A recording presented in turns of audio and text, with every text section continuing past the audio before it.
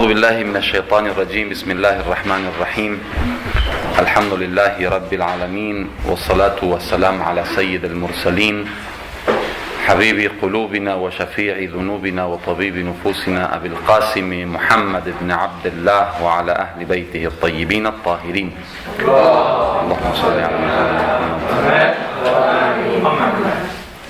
السلام عليكم جميعا ورحمة الله وبركاته. En el nombre de Dios, el clemente, el misericordioso, la paz de Dios sea con todos sus profetas, desde Adán hasta Muhammad, salawatullah wa salamu alayhi ajma'in. Bueno, las clases que hoy tenemos van a ser dedicadas al tema de la relación de los creyentes o los musulmanes con los no musulmanes. Y es uno de los temas que algunos hermanos habían planteado, justamente porque la realidad que nosotros como occidentales vivimos de ser minoría religiosa en estos países no islámicos es algo que requiere de cierta precisión. Es normal que uno, cuando vive en una sociedad no islámica, tenga que relacionarse con los no musulmanes, y es obvio que cualquier persona quiere tener una vida social totalmente normal. O sea, uno podría hacer un programa de vida, supongamos que teniendo una vida distinta o distinguida de la rutina de la vida de cualquier español, en el caso de ustedes, pueda quizá relacionarse únicamente con los musulmanes o relacionarse poco con los no musulmanes, pero eso saldría de la normalidad. Y ustedes saben muy bien que si el Islam, por un lado, tiene enseñanzas que de alguna manera nos hace distinguirnos del común de la gente, ya sea a nivel creencia, ya sea a nivel moral o a nivel comportamiento y conducta, así todo también nos pide que vivamos de una forma normal. O sea, el ser musulmán, si bien nos hace diferentes en muchos sentidos, no significa que vivamos de una forma anormal, que no tengamos una vida natural, que seamos entes que no tienen lugar en una sociedad como la sociedad europea, por ejemplo. Por el contrario, hay una gran afirmación en el Islam de que el musulmán viva de una forma que vive el común de la gente. Y hasta muchas de las enseñanzas de la Sharia y de la ley islámica se basan justamente en lo consuetudinario, en la costumbre del común de la gente. Tenemos enseñanzas, por ejemplo, lo que llaman libas al-shuhra. Libas al-shuhra es vestir o aparentar o comportarse de una forma que uno sea distinto a todo el mundo, que a donde vaya la gente lo señale, que digan, mire quién, ahí va fulanito, por una forma de hablar determinada, por una forma de vestir determinada, por una forma de comportarse, de vivir. Eso está prohibido en el Islam. Libas al-shuhra, que es ser distinto al común de la gente, está prohibido. Yo recuerdo hace un tiempo vino un estudiante de Colombia a Irán a estudiar en Qom, y él tenía el cabello, es de raza negra, afroamericano, tenía el cabello como los rastas, que tienen un estilo muy especial, una especie de trenza, y muy muy largo. Él no lo tenía porque era rasta, lo tenía porque una cuestión particular de su historia, digamos. Y justamente, bueno, para él era muy especial tener el pelo así. Y claro, en el ambiente del house o del seminario, ver una persona con un pelo largo y trenza tipo rasta así es muy raro, ¿no? O sea, un sheikh con trenzas. Entonces hubo una gran discusión con él y él dijo, bueno, yo únicamente acepto cortarme el pelo si un marja, un sabio, un faqih, me da la orden de que tengo que cortarme el pelo. Bueno, resulta que una de, digamos, estas cuestiones que suele ocurrir a veces en el house, en el seminario, que son realmente inverosímiles, esta gente, digamos, en vez de decirle o te cortás el pelo o te vas de Irán, que es lo más lógico, ¿no? Porque dijeron, no, está bien, nosotros te conseguimos un marja y te hacemos una reunión con él y vemos qué es lo que te dice. Bueno, la cosa es que se reunió justamente con Makarem Shirazi, que es uno de los marjas famosos de Irán ahora, y yo conozco la historia porque yo le traduje. Él no hablaba persa, entonces me tocó traducirle. Fuimos, nos reunimos, y justamente lo primero que le dijo, sin entrar en el detalle del pelo y de la trenza y del pelo, le dijo, no, cualquier acción o cualquier conducta que en el Islam te haga, que digamos en la sociedad te haga distinto al común de la gente y que todo el mundo te señale, eso en el Islam es haram. El tipo salió de la oficina de Makarem Shirazi, fue al peluquero, se cortó el pelo y alhamdulillah se solucionó el problema. Entonces, si bien uno podría decir, bueno, islámicamente podríamos vivir de una forma en donde, bueno, nos topamos con los no musulmanes de la menor manera, digamos, en el menor grado, tenemos muy poca relación con ellos, tenemos una forma de vida, muchos por ejemplo deciden, y eso yo lo vi mucho en España, el hacer una pequeña comunidad y vivir, digamos, alejados del mundo, el estar en un barrio cerrado, por ejemplo, solo de musulmanes. Eso si bien podría ser ideal para muchos, eso es un grave error. O sea, el creyente y el musulmán es quien vive islámicamente en donde esté. O sea, si uno le toca vivir en el mundo no islámico, tiene que vivir islámicamente en el mundo no islámico. Pero vivir de una forma normal. O sea, lo que se requiere islámicamente es una persona normal. La regla es el mismo profeta, salawatullah wa salamu alayhi, que tenemos narraciones que dicen kana fihim ka ahadihim. El profeta era uno más entre ellos. Cuando uno, por ejemplo, lee los hadices que dicen que si alguien entraba a una habitación o a una reunión donde estaba el profeta y preguntaban man Muhammad, ¿quién es Muhammad? ¿Qué significa eso? Que el profeta vivía igual que todos.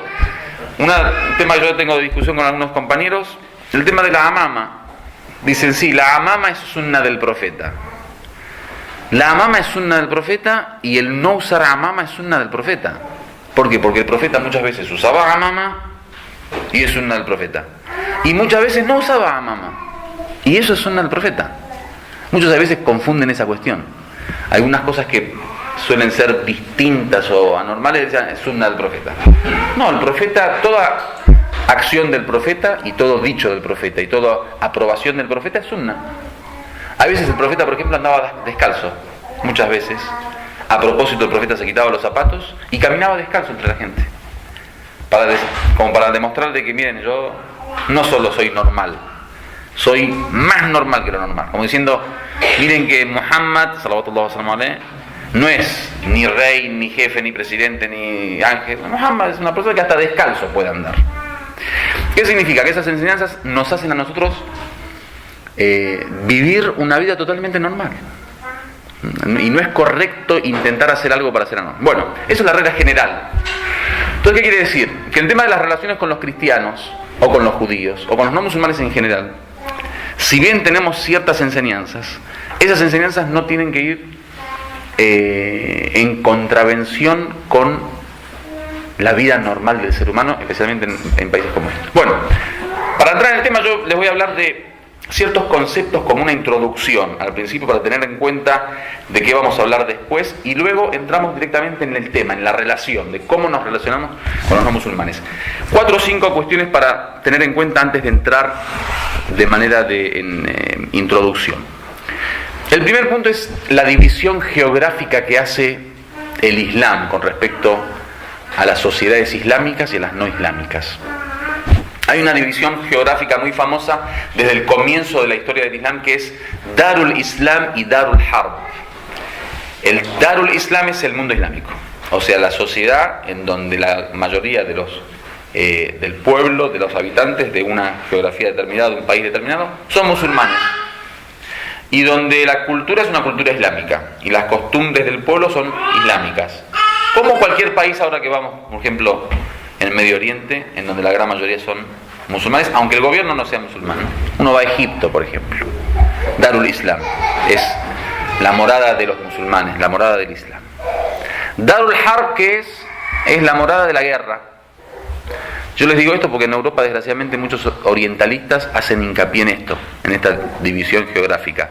Dicen, sí, los musulmanes tienen 2 tipos de morada: la morada del Islam y la morada de la guerra. ¿Qué significa? Que Egipto es Darul Islam y Europa sería Darul Harb. Y eso es un grave error. Es cierto que existe Darul Harb, que es la morada de la guerra, pero Darul Harb no es todo lo que no es Darul Islam. Darul Harb son aquellos lugares en donde su gobierno, su pueblo, su cultura, sus costumbres o su gente están en guerra con los musulmanes. Consideran a los musulmanes enemigos y quieren matarlos, quieren exterminarlos. En la historia existieron lugares donde la política exterior de ciertos países era acabar con los musulmanes. Era, digamos, basaban su política exterior en la enemistad en contra de los musulmanes. Hoy en día Israel, por ejemplo. Israel no tiene, digamos, como base de su política exterior la relación amorosa con los musulmanes. No, están en guerra. Bueno, pero ¿y el proceso de paz? No, están en guerra en la realidad, no en la política. O sea, en la realidad hay 5 millones de palestinos musulmanes que están afuera. Musulmanes y no musulmanes. Están afuera de su país. O sea, el concepto de guerra no es la guerra armada. No. La realidad política. Yo no te dejo estar en mi casa. ¿Y cuál es tu casa? Lo que antes era tu casa, que ahora en realidad me apoderé. Es una guerra, aunque haya proceso de paz. Eso es el único caso en donde uno puede decir, bueno, eso es Darul Harb. Donde ahí sí, no hay misericordia, ahí hay matanza, ahí hay lucha. Pero todo lo demás es un tercer punto y una tercer terminología que desgraciadamente los orientalistas europeos no la proponen, que es Darul Hudna o Darul Ahd, que es la morada del pacto, la morada del encuentro, la morada de la convivencia. Nosotros tenemos, o podemos vivir en el mundo islámico, Darul Islam, o tenemos que estar en contra de Darul Harb, que son los enemigos, o podemos vivir en Darul Hudna. ¿Qué es Hudna? El lugar en donde hay un pacto, como por ejemplo Europa, América Latina, África, Asia. Yo voy a la China, ¿qué tengo que sacar un rifle y matar a los chinos? No es Darul Harb. La China es Darul Ahd. Hay un pacto entre nosotros. Yo puedo vivir en China, que no es ni Darul Islam, como un país islámico, ni Darul Harb, como el país de la guerra. Es un país intermedio en donde hay un pacto con ellos. Y el pacto es totalmente diferente. O sea, si bien no llega a ser como Darul Islam, todo el tema legal y de jurisprudencia cambia absolutamente. Entonces, hago hincapié en esto, les digo, porque muchos orientalistas europeos, cuando hablan justamente de esta división geográfica, dicen, los musulmanes tienen Darul Islam, Darul Harb. No es así. Hay un Darul Hudna o Darul Ahd.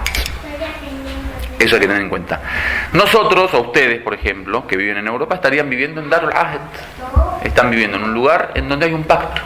Ustedes, como ciudadanos españoles, pactan ante este gobierno y ante la cultura y la sociedad y el pueblo ser ciudadanos de una tierra que no es islámica, pero que prometen respetar las leyes, prometen estar, digamos, en una convivencia pacífica con todo el pueblo, prometen vivir y convivir de una manera totalmente normal, sin ser distinguidos ni diferenciados. Eso es un pacto que uno como español, ustedes en este caso, hacen aparentemente o explícitamente, digamos, o implícitamente. Eso cualquiera de los ciudadanos de los países, cuando uno acepta una nacionalidad o es de ese país, es un pacto que tiene con el gobierno. Nosotros estaríamos en ese, digamos, en esa casilla con respecto a Europa. El segundo punto tiene que ver con la misma historia del Islam, que muchos dicen, bueno, sí, pero ustedes están hablando de un tema que es teoría, porque el profeta, por ejemplo, no tuvo que convivir con gente como nos toca convivir a nosotros, o no tuvo que experimentar la realidad que nos toca experimentar a nosotros. Entonces te hablan los musulmanes que son minorías en Europa, por ejemplo, de las dificultades de ser musulmán en Europa, de las dificultades de Nosotros tenemos un tema muy claro en la historia del Islam, y es la etapa de Meca. Uno se piensa que el Islam nació siendo Islam, y nació siendo gobierno islámico, y nació siendo potencia, y nació siendo civilización y cultura. El Islam nació siendo minoría. El profeta sallallahu alaihi wasallam nació en un lugar en donde la distancia entre la creencia del profeta y la creencia del pueblo eran 180 grados, o sea, de diferencia. La distancia entre el comportamiento que proponía el profeta y el comportamiento de la gente de Meca era 180 grados de diferencia. y la distancia de los principios morales que propuso el profeta con el Islam y de la cultura que tenían ellos moralmente era 180 grados de diferencia. Entonces la etapa de Meca, la época de Meca de los comienzos del Islam es la época en donde uno puede asimilarse. Es decir, bueno, al profeta le tocó vivir algo similar en una cultura totalmente diferente. Obviamente totalmente distinta también a la etapa de Medina, en donde no, ya en Medina existía una sociedad islámica. ¿Por qué digo esto? Al momento de querer ver la forma de aplicar el Islam es importante saber en qué etapa estamos y cuál es la situación que se asemeja a la época del profeta sallallahu alaihi wasallam. Hay un montón de cuestiones que tienen que ver con la dificultad, por ejemplo, de aplicar la ley. Eso hay que tenerlo en cuenta si estamos en Meca y no en Medina. En Medina hay un gobierno islámico. En Meca, por ejemplo, la gran mayoría de las leyes y normas islámicas aparecen recién en Medina. En Meca, cuando se habla, por ejemplo, de los creyentes, no se habla de gente que reza y ayuna y usa hijab, sino que se habla de gente que creía en Dios. Entonces hay un montón de cuestiones que hay que tener en cuenta al momento de saber en qué posición nos encontramos. La segunda experiencia de la etapa del comienzo del Islam es Etiopía. La primera emigración que hacen los musulmanes cuando se la vieron difícil en Meca es la emigración a Etiopía. Y en Etiopía el profeta no mandó a lo último de la sociedad, mandó a los allegados y a gente como Ja'far, el hermano de Amir al-Mu'minin alayhi salam. Y no los mandó por un par de meses que uno dice, bueno, te mando un tiempito así como para que estés tranquilo después. Ya una persona como Ja'far estuvo 12 años en Etiopía. 12 años un verdadero creyente viviendo en el mundo cristiano. O sea, ahora sería un musulmán, digamos, que nace en el mundo islámico que está viviendo en Europa. Exactamente igual. Entonces, tenemos la experiencia. Digo, podemos nosotros ahora agarrar la historia del Islam y ver de qué forma esos primeros musulmanes interactuaron con esta cuestión. Y no sentirnos de que, entonces nosotros nacimos en Europa y ¿cómo hacemos? No. Hubo gente, compañeros del profeta, que vivieron la misma realidad. Y lo interesante, justamente de la inmigración de Etiopía, si lo leen después en la historia, es que el profeta hizo hincapié de que allá había un rey justo. ¿Qué quiso decir con un rey justo? Que en realidad hay veces las cualidades del ser humano hacen al referente de la relación con los hombres. O sea, un Saddam Hussein no era musulmán. Sí, pero ¿cómo trató a los musulmanes? ¿Un Shah de Irán era musulmán? Sí. Entonces dijo, porque ciertamente es un rey justo, los mandó a Etiopía. Entonces la justicia es el referente. Si nosotros vivimos en una ciudad donde nuestros vecinos son justos, por ejemplo, son dignos de respeto. La gente, hay una confusión en muchos de nosotros, que nosotros respetamos por la religión. Así es musulmán, se respeta, si no, eso es incorrecto.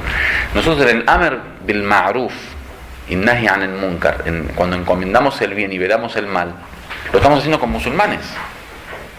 Tenemos naciones que hasta se le puede pegar a la persona cuando no entiende algo. A un musulmán, no estamos hablando de los káfirs.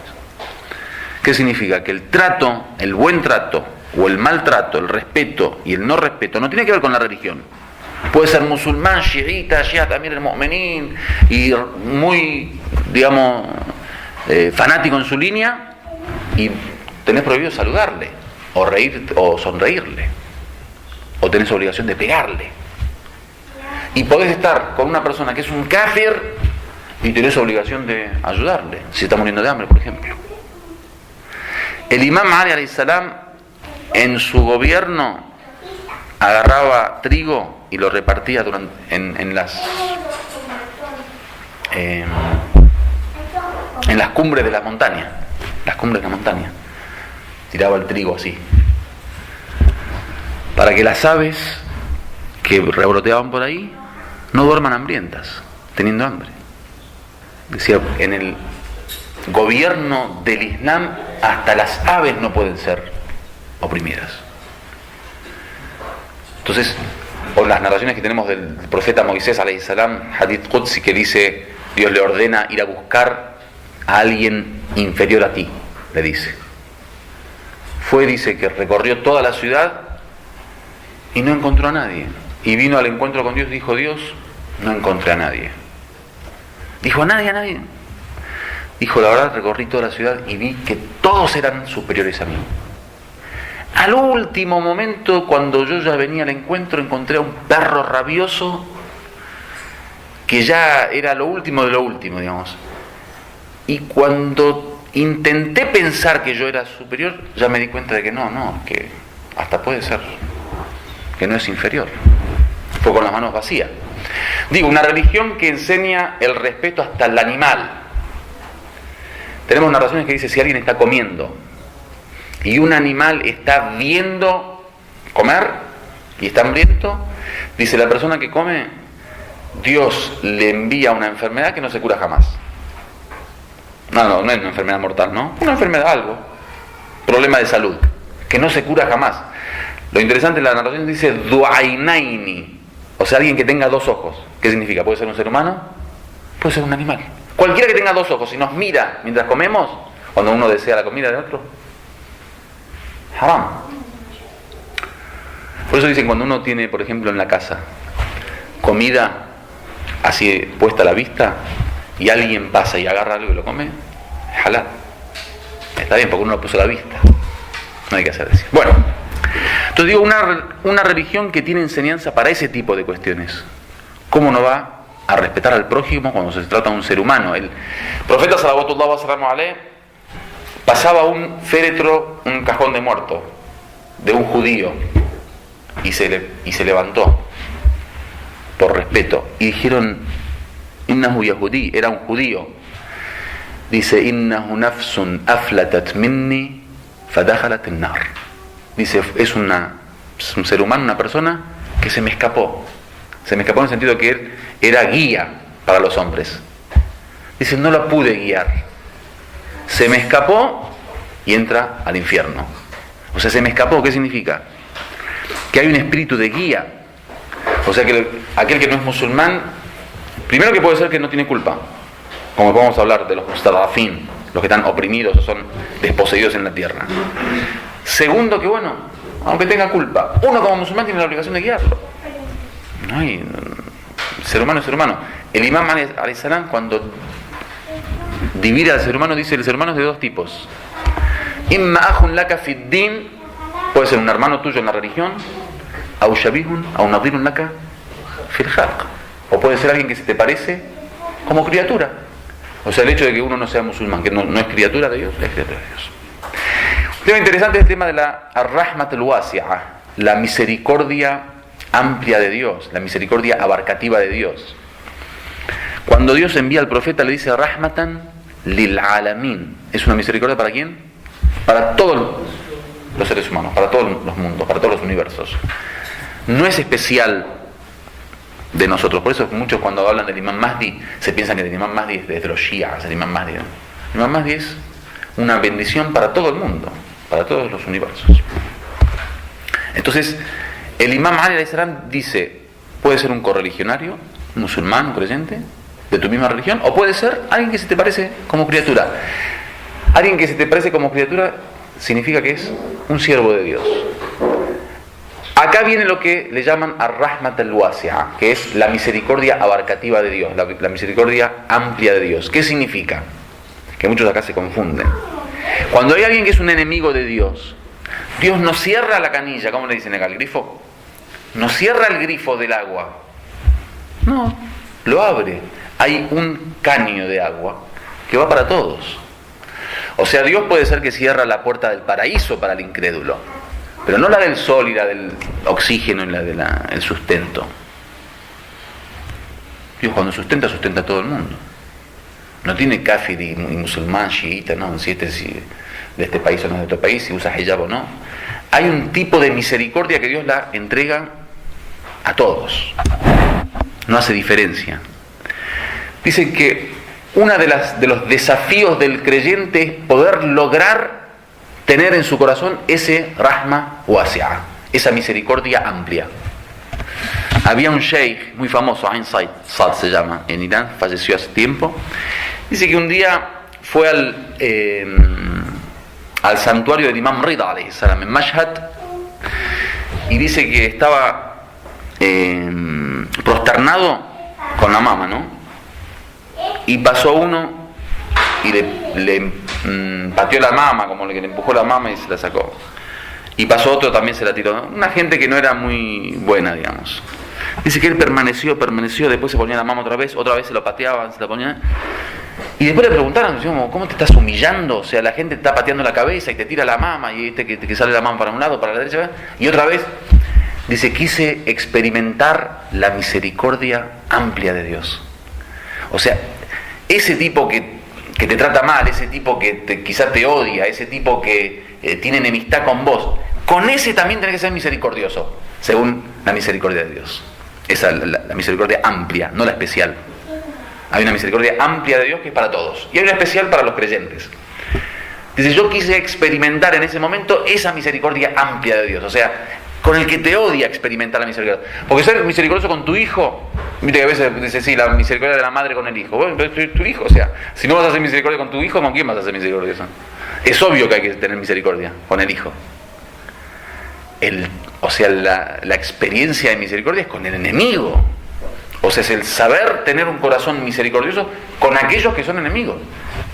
Ahí sí cuesta. Hay que venga un tipo que te insulte, ¿sí? Y vos ahí demostrá o manifestá la misericordia. Un tipo que te pegue. ¿Cuánto tenemos nosotros en la historia del Islam?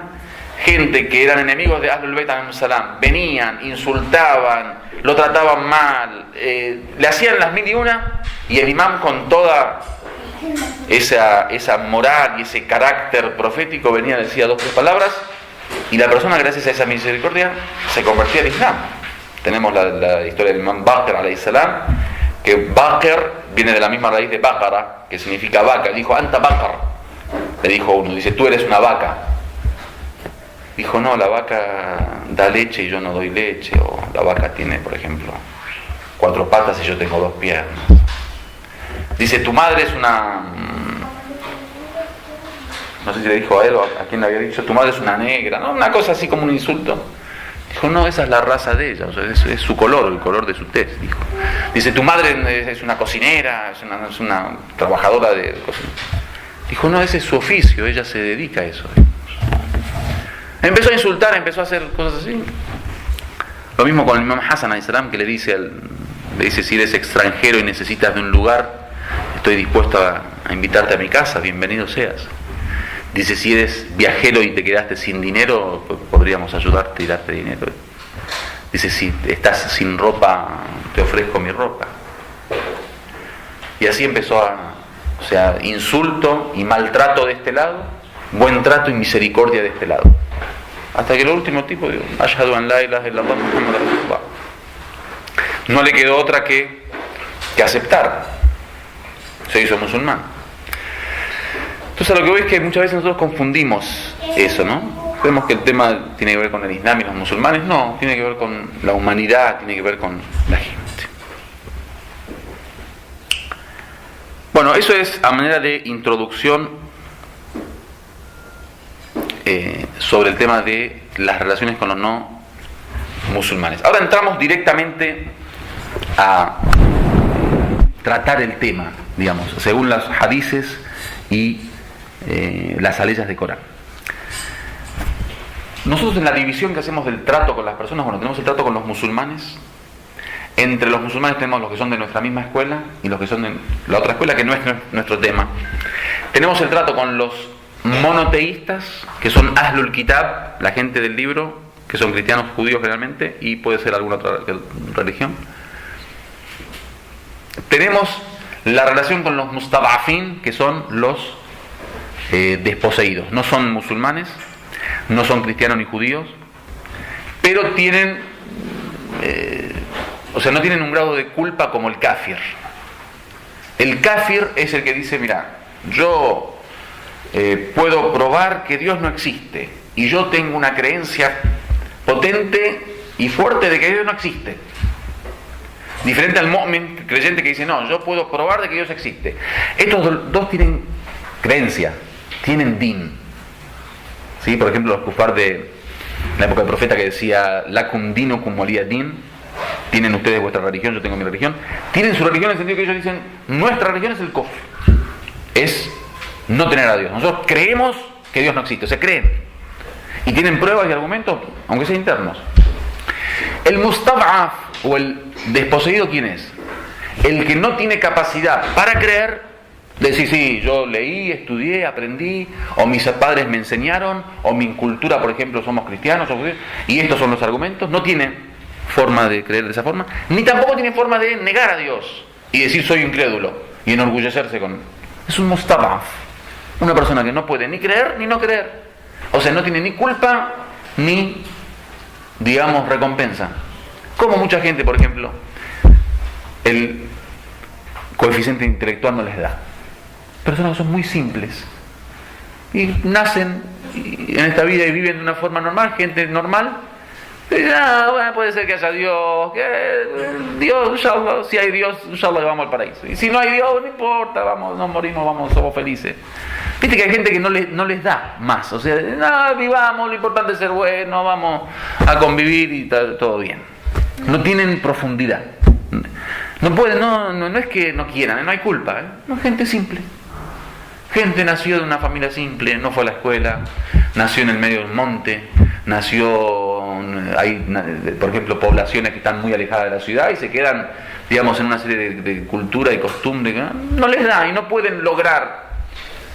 Eso no es un kafir, no es un incrédulo, es un mustad'af. El Corán, ¿qué dice del mustad'af? Después lo vamos a leer. Dice, puede ser que Dios le perdone, puede Dios que le castigue. Hay posibilidad de las dos cosas.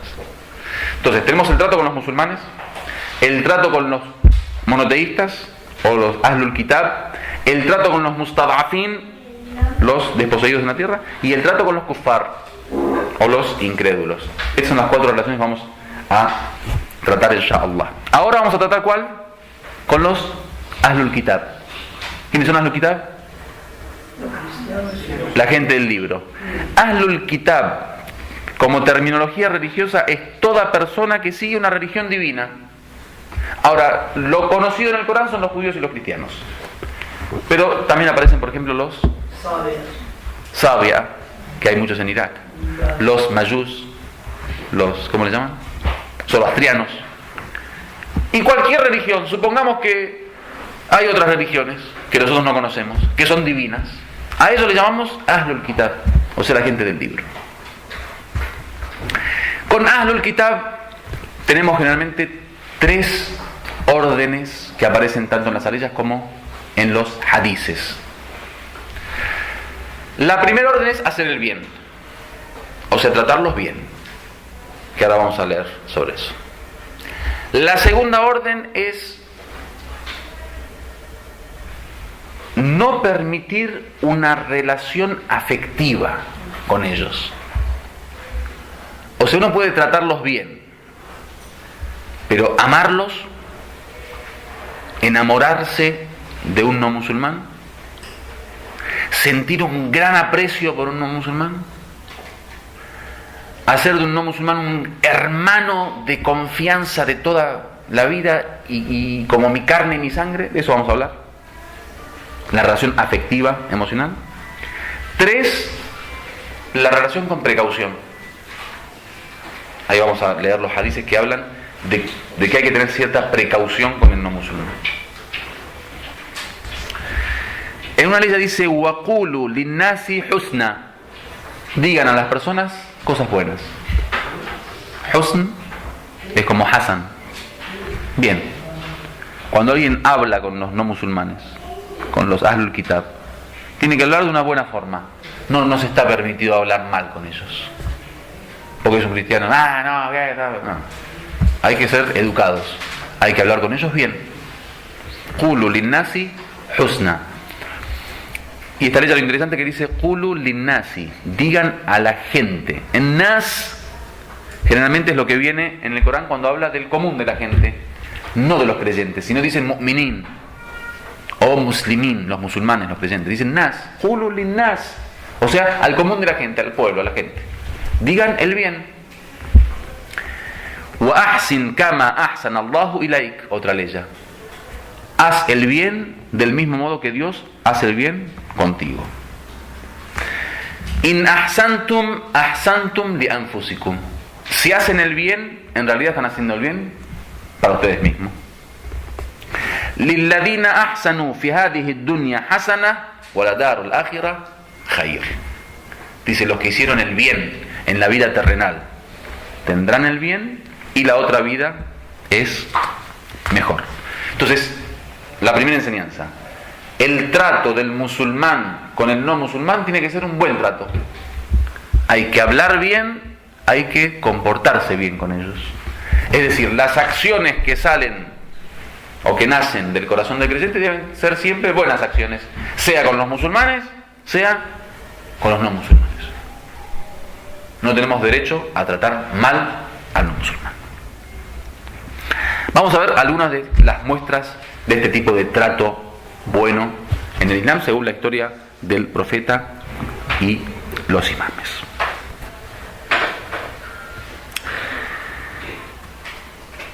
La primera ley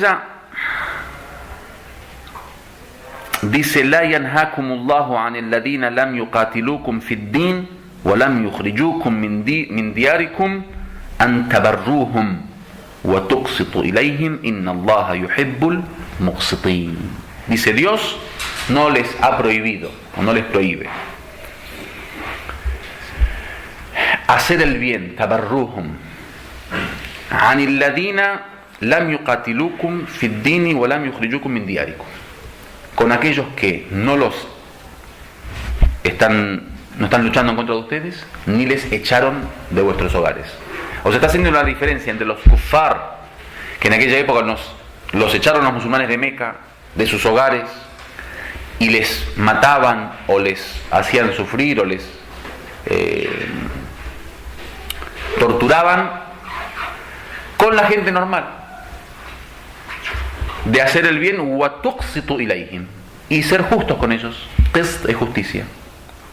Dice, Dios no les prohíbe ser justo con ellos. Si una persona puede ser justo, aunque sea una persona no musulmana, que hay que ser injusto con ellos porque es no musulmán, no. Dice, Dios no les prohíbe el ser justos y hacer el bien para ellos.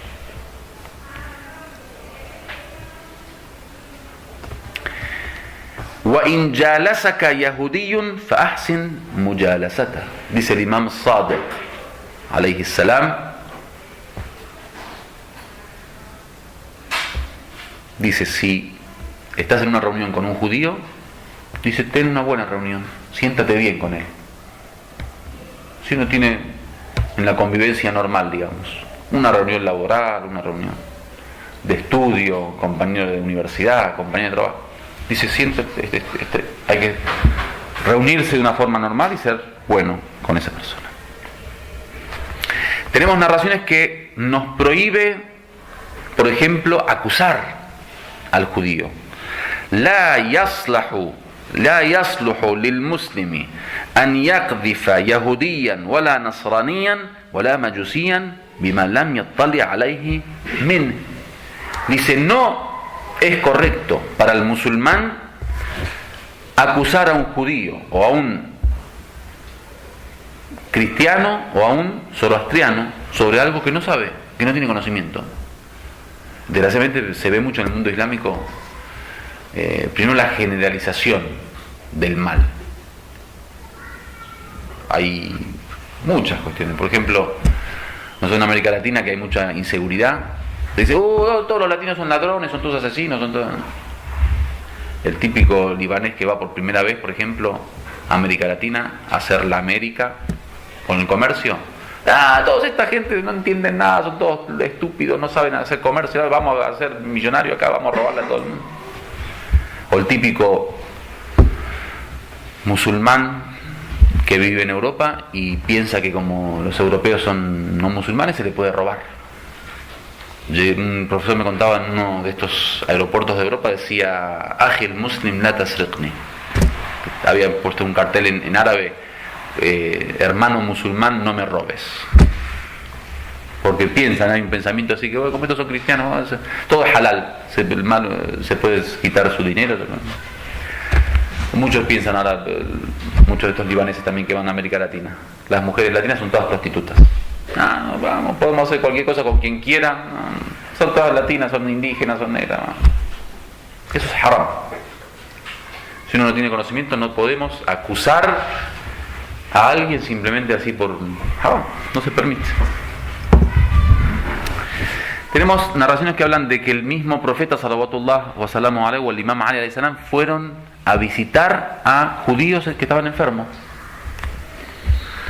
Anna an-nabi aada yahudiyan fi maradihi. El imam Ali dice que el profeta visitó a un judío que estaba enfermo.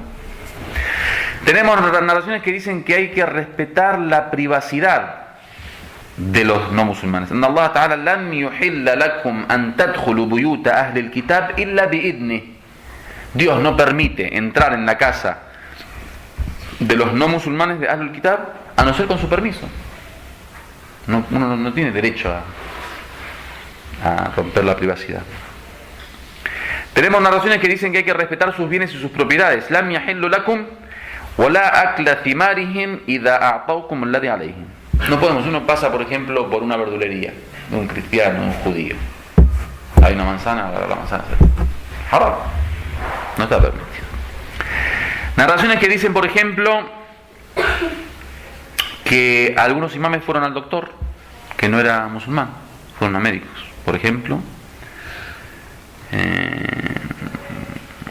عن الرجل يداويه النصراني واليهودي ويتخذ له الأدوية فقال لا بأس بذلك إنما الشفاء بيد الله سبحانه وتعالى. Uno le preguntó, dice, bueno, uno como musulmán puede ir a un médico, por ejemplo, que sea cristiano, que sea judío.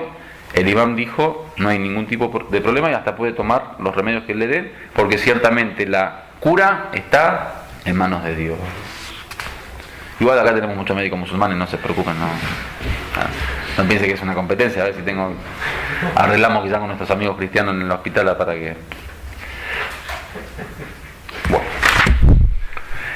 Tenemos, por ejemplo, narraciones de las cartas, intercambio de cartas que tenían los musulmanes en la época del profeta. Dice, Suila Abu Abdullah an el-rajul yakunu lahu al-haja ila al-majusi o ila al-yahudi o ila al-nasrani o an yakuna amilan o dihqanan min udamai ahli ardihi fayaktubu ilayhi el-rajul fi al-haja al-azima ayabda'u bil-ilj wa yusallim alayhi fi kitabihi wa innama yasna'u dhalika likay tuqda hajatuh. قال أما أن تبدأ به فلا ولكن تسلم عليه في كتابه فإن رسول الله قد كان يكتب إلى كسرى وقيصر.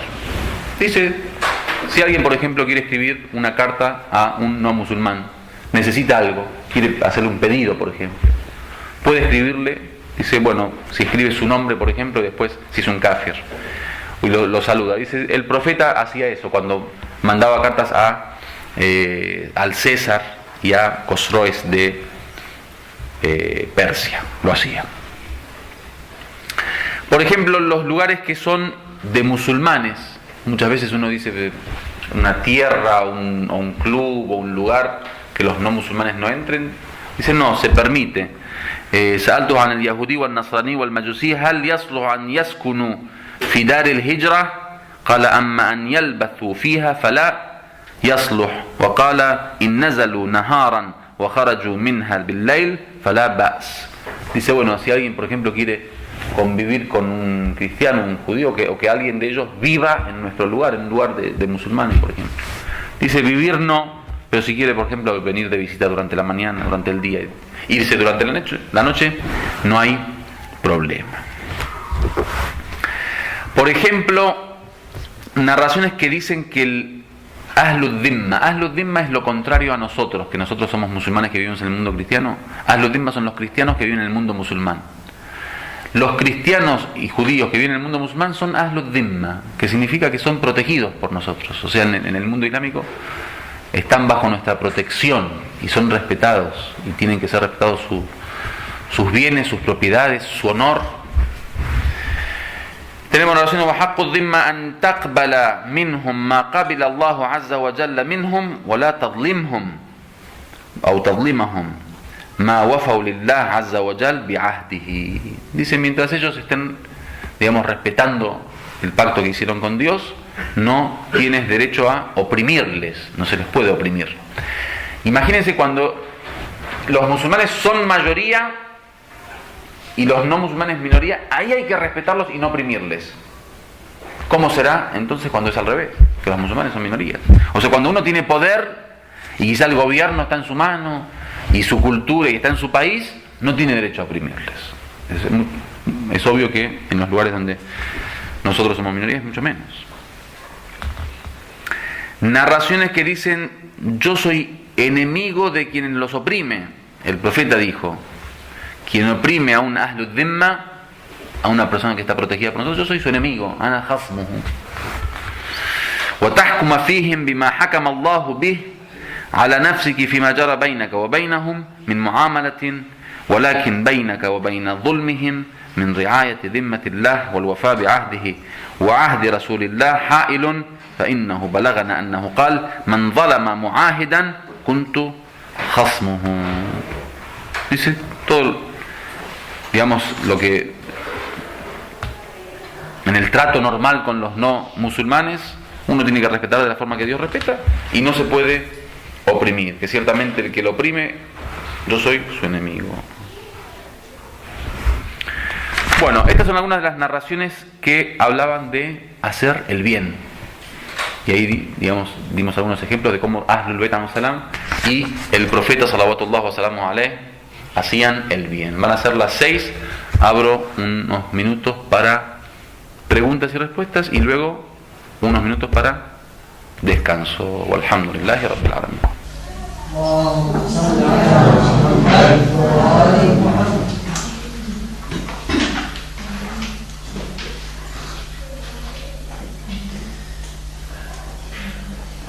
¿Hay alguna pregunta sobre el tema que hablamos? ¿Por qué nosotros, cuando ellos están de minorías en un país musulmán, han de pagar un tributo para que los protejamos y nosotros aquí no lo hemos de pagar y podemos vivir? ¿Nosotros no pagamos acá?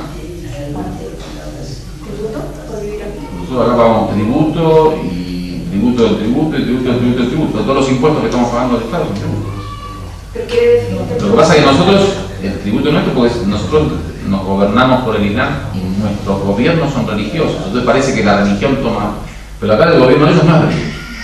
Pero el tributo, o sea, impuestos estamos pagando. Nosotros, por lo menos nosotros en Argentina pagamos mucho impuestos. Y no se está permitido al musulmán no pagar los impuestos. pero los paga todo el mundo, no por ser musulmán. Aquí Pero los ya te pagamos expliqué eso. todos.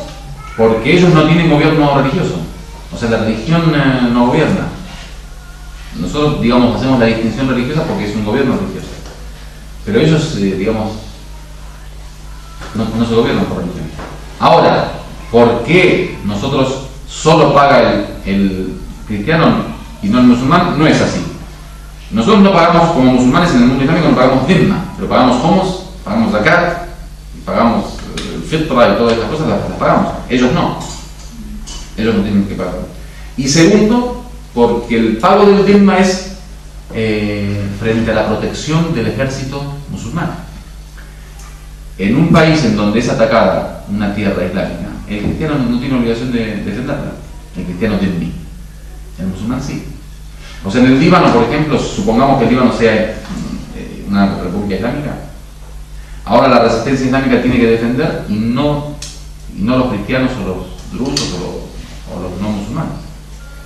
O sea, mueren nuestros hijos en el camino de la defensa de la tierra y los de ellos no. Entonces, frente a eso, hay un pago.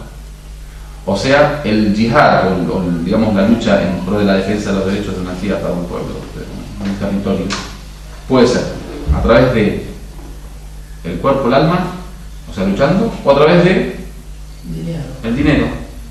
Los musulmanes defienden su tierra con su cuerpo y su alma, los cristianos con dinero.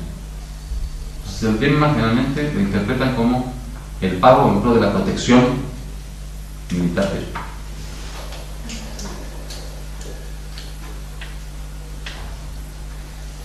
¿Alguna pregunta sobre el tema que tocamos?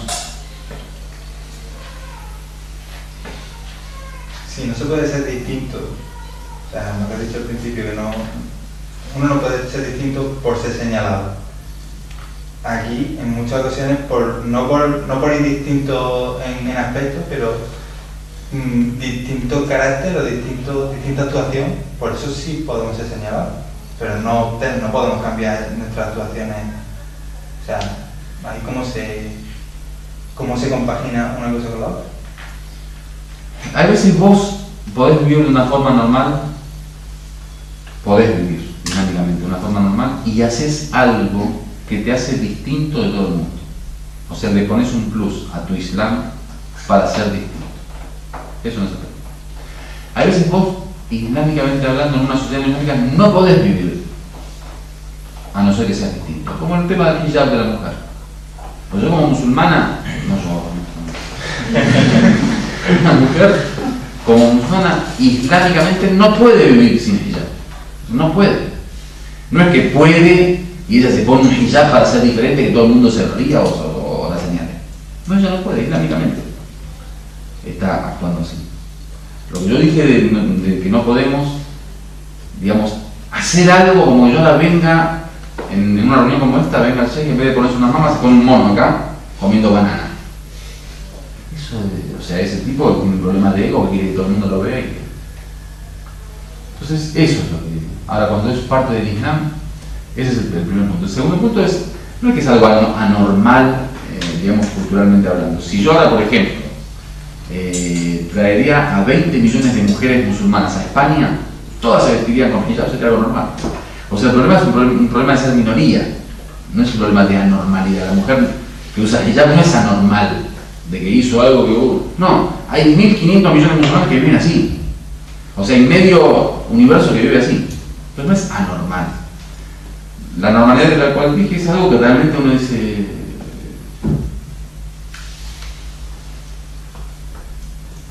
Pero así todo. Las leyes en Islam también pueden,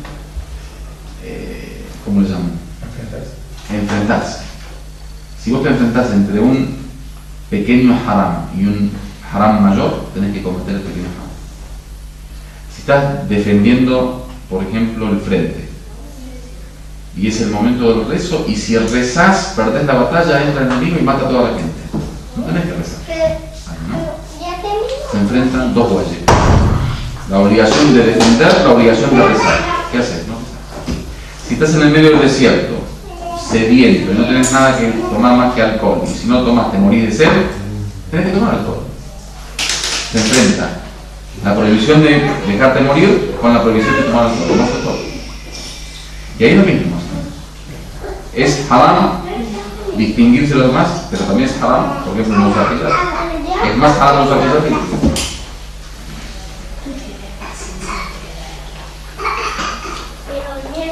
Si hay preguntas, pregunten, si no podemos descansarnos 5 minutos.